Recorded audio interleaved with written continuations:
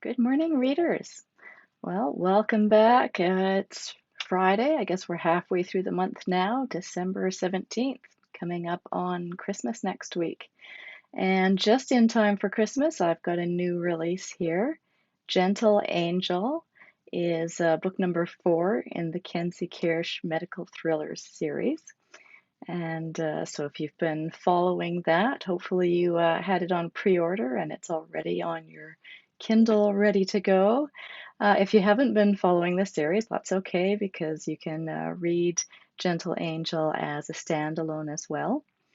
And if you're familiar with the Zachary Goldman series, then you'll recognize some of the characters since the Kenzie Kirsch series is a spin-off from the Zachary Goldman series. So see your favorite two sleuths again in a new series as Kenzie Kirsch works on figuring out who the killer in this case is. So I am going to do a reading from the first chapter as I usually do for a new release. It felt good to be back in the morgue. It might sound strange, but after their stressful vacation in a mountain resort, Kenzie and Zachary were both glad to be home and back to the usual daily routines. Zachary running his private investigations business, and Kenzie returning to the medical examiner's office, where none of the bodies she dealt with were people she had known personally.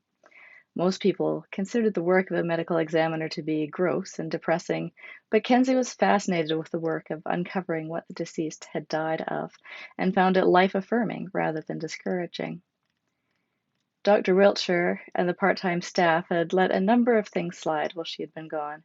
She'd been prevented from coming to work first due to a virus she had contracted and the antiviral protocol to kill it, and then a short holiday that was supposed to be a chance for her and Zachary to recover their health and rest before getting back to work. It hadn't exactly turned out that way. There were a lot of requests and reports to be processed in Kenzie's physical inbox, as well as her email queue. A couple of bodies had been transported from the hospital, and Kenzie reviewed the intake forms to find out the details and make sure that everything had been filled out correctly. She opened new files for each of them and checked the bodies themselves to make sure that the names and numbers matched the forms that the hospital had sent with them. Always better to catch any clerical errors early. Families tended to not like it when the bodies got mixed up. She was back at her desk printing reports when Dr. Wiltshire got in. The idea of the ME's office being paperless was a joke. They went through reams of paper. Morning, Kenzie, Dr. Wiltshire greeted. Morning, doctor. Got a couple of intakes from the hospital today. He nodded and took a sip of his coffee. Anything of note? One from a single vehicle car accident, one a request from a doctor. Neither was particularly out of the ordinary. A doctor-attended death did not automatically go to the medical examiner's office, but if the attending physician had any doubts about the cause of death or deemed it suspicious in some way, he could request that the medical examiner perform an autopsy. What was the doctor's name? Kenzie hadn't made note of it, so she brought the form up on her computer to check. Dr. Philemon. Philemon. Dr. Wiltshire pondered this for a moment. He frowned. He's in geriatrics, isn't he? Kenzie went to the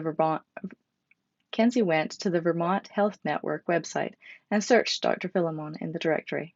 Yes, looks like that's his specialty. Does some general practice as well. Dr. Wiltshire nodded. Okay, I'll look at them today. How is your workload? Still trying to get caught up. Lots of printing and filing to be done. Yeah, we might have let that slide a little. A little, Kenzie agreed. She wasn't sure anyone had done any filing during the weeks she had been gone, and since no filing had been done, she couldn't be sure what reports had been printed already. She had to keep going back and forth between the computer and the piles of printouts and the files to try to make sure everything was accounted for and that they could put their hands on what they needed immediately. It wasn't any good if there were lab results floating around that hadn't been reviewed, or if they were holding on to bodies that should have been moved on to funeral homes because they hadn't been cleared yet. Sorry about that, but we didn't want to mess up your system. Kenzie laughed and shook her head. Good excuse.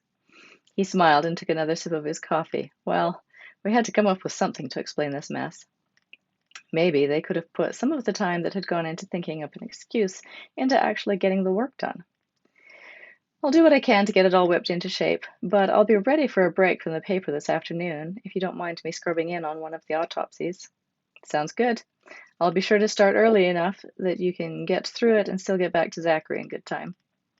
Dr. Wiltshire knew Zachary from a couple of previous cases that he'd been involved with, and he knew a little bit about the challenges that Zachary faced. Only someone who lived with Zachary or was close to him could know the real extent of his difficulties, but Kenzie appreciated Dr. Wiltshire thinking about her and her home situation in setting his schedule for the day. Despite the amount of work she had to do, Kenzie didn't want to be there too late. She would get caught up over time. Being able to spend time with Zachary and keep an eye on his health was important too. Kenzie was a little disappointed that the autopsy she'd been able to scrub in on was Dr. Philemon's patient, rather than the accident victim. The accident victim would have been more interesting.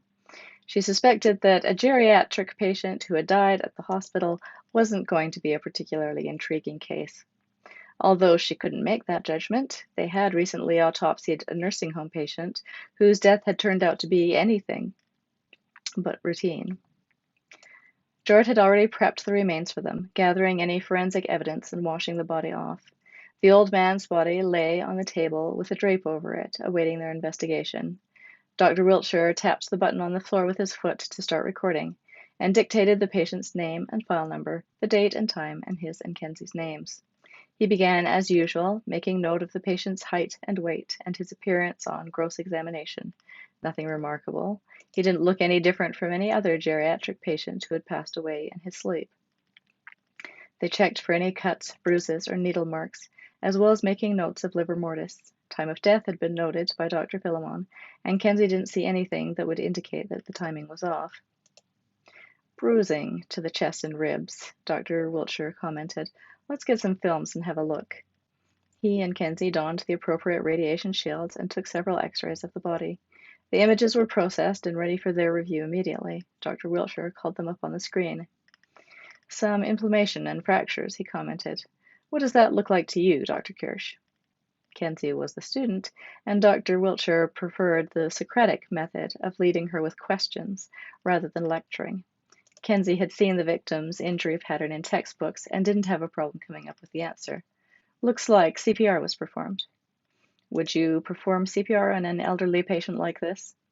Kenzie looked at him. Probably not. He's very frail, and what would be gained by reviving him? Even if he could be revived with CPR, chances are he would have brain damage, or his quality of life would not be good. Not with broken ribs at his age. I'm surprised there was not a DNR. There might have been. If it's not properly recorded and flagged, they might have proceeded with CPR anyway. Although, with a patient of this age, he shook his head. I'm not sure why. I don't remember there being anything on the records we got from the hospital about CPR being performed. They should have noted it. Unless this was from a previous incident. If he had a cardiac event earlier, we might not have all the relevant records. We'll need to follow up on whether there was a DNR or previous incident that required resuscitation. Kenzie nodded her agreement. She couldn't stop and make a note in the middle of the autopsy, but it would be on the transcript she got back for the recording. She moved the magnifier over the deceased man's arm and examined the IV catheter and tube. See something? Dr. Wiltshire asked. No, I just wondered whether I'd be able to tell whether anything was injected into the IV. Doubtful. Dr. Wiltshire shook his head. Sometimes there's trace evidence, crystals, bubbles, things like that. But if it was meant to be injected, adrenaline or some other life-saving measure, then no, it would just mix with the IV fluid and not leave any visible traces. Kenzie examined the tubing for another minute, but couldn't see anything unusual. Okay, what's next? All right, so those are the first couple of chapters of Gentle Angel, book number 4 in the Kenzie Kirsch Medical Thriller series. And you can go to my website to look at the blog. I've got a number of other new releases listed there that you might be interested in as well. So pick up your reading for the weekend and stay in by the fire and away from the cold. All right, we'll talk to you next week.